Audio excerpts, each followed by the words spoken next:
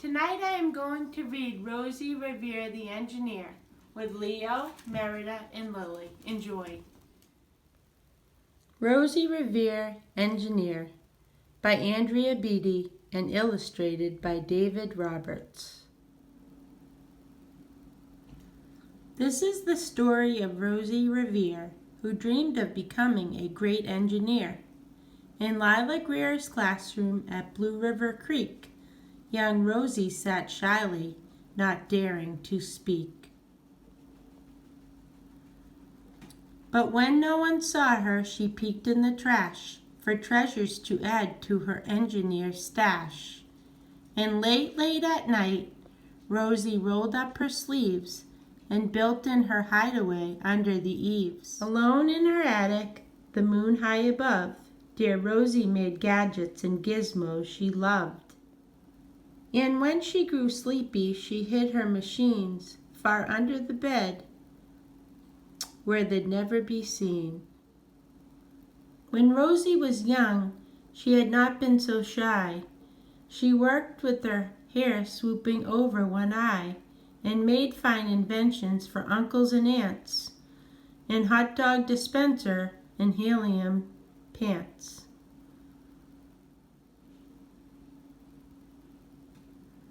The uncle she loved most was zookeeper Fred. She made him a hat to keep snakes off his head. From parts of the fan and some cheddar cheese spray, which everyone knows keeps pythons away. And when it was finished, young Rosie was proud, but Fred slapped his knees and he chuckled out loud. He laughed till he wheezed and his eyes filled with tears, all to the horror of Rosie Revere, who stood there embarrassed, perplexed, and dismayed. She looked at the cheese hat and then looked away. "I love it," Fred hooted. "Oh, truly I do." But Rosie Revere knew that could not be true. She stuck the cheese hat on the back of her shelf, and after that day kept her dreams to herself. And that's how it went until one autumn day, her oldest relation showed up for a stay. Her great-great-aunt Rose, who was a true dynamo, who'd worked building airplanes a long time ago. She told Rosie the tale of the things she had done and goals she had checked off her list one by one. She gave a sad smile as she looked to the sky. "The only thrill left on my list is to fly. But time never lingers as long as it seems. I'll chalk that one up to an old lady's dreams." That night as Rosie lay wide-eyed in bed, a daring idea crept in her head. Could she build a gizmo to help her aunt fly? She looked at the cheese hat and said, "No, not I." But questions are tricky and some hold on tight, and this one kept Rosie awake through the night. So when dawn approached and red streaks lit the sky, young Rosie knew just how to make her aunt fly. She worked and worked till the day was half gone, then hauled her cheese copter out onto the lawn to give her invention a test just to see the ridiculous flop it might turn out to be. Strapped into the cockpit, she flipped on the switch. The helio cheese copter sputtered and twitched. It floated a moment and whirled round and round, then froze for a heartbeat and crashed to the ground.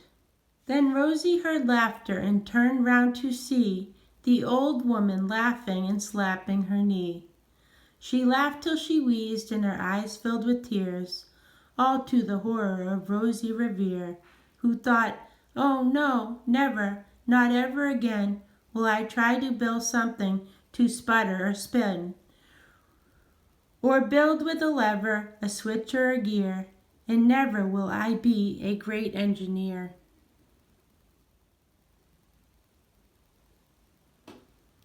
She turned round to leave, but then Great-Great-Aunt Rose grabbed hold of young Rosie and pulled her in close, and hugged her and kissed her and started to cry. "You did it! Hooray! It's the perfect first try! This great flop is over, it's time for the next."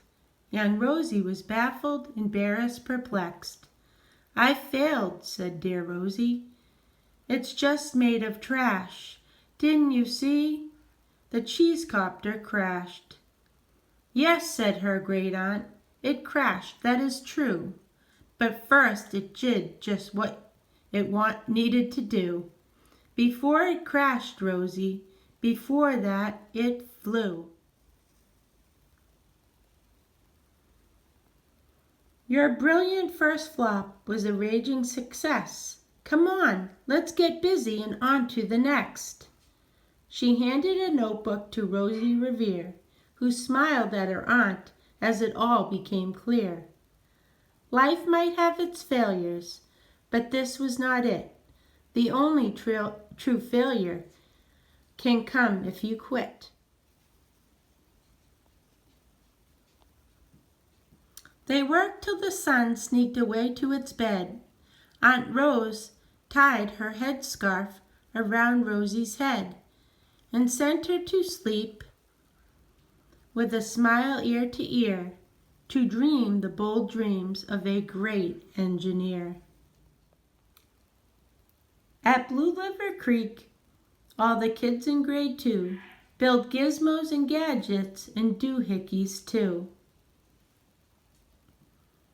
With each perfect failure, they all stand and cheer, but none quite as proudly as Rosie Revere.